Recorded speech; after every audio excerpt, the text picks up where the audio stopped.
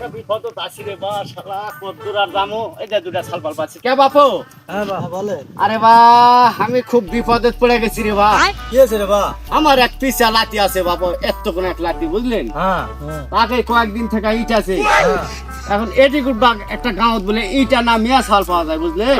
আরে বা পাওয়া তো যায় না, দূর হচ্ছে রে বা। কদ্দুর বাপু হোক এই গায়ের ওপারে, গায়ের ওপার যেতে হবে, এই গায়ের ওপারে, এই গায়ের ওপার গেলে ইটা না মিয়া সাল পাওয়া যাবে। হ্যাঁ হ্যাঁ পাওয়া যাবে। ও, আমার লাঠি ইটা বাপু ইটা মাটি সব চোর করে ফেলে দিচ্ছে।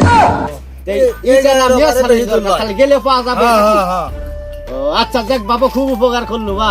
আচ্ছা ভালো। আচ্ছা যাই বাবা, সমন্দি যে কষ্ট বলে দিল আমার, এই ইটা না মিয়া সাওয়াল লিয়ে আসে আমার সমন্দির সাথে বিয়ে দেওয়ার পরে সমন্দির কাছে তুমি একাই, আমি লিয়ে থাকবো তিন আছে তেনে গাছ শালা বুঝে পারবে চৌদন কত প্রকার ও কি কি